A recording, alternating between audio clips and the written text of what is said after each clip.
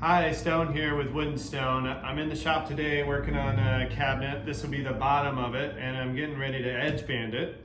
But I set this up using a technique, little trick that I've learned over the years that I thought might be helpful. So basically I'm going to be working along this edge. I'm going to need two hands. Can happen when you're sanding, can happen when you're edge banding. There's a bunch of different reasons for that. But what I like to use is clamping squares. I have the ones from Wood River. These are 8-inch clamping squares. You can make these by yourself, but I do buy the plastic ones. They're more sturdy and take up less room than a wooden jig, and they also don't stick to different types of adhesives.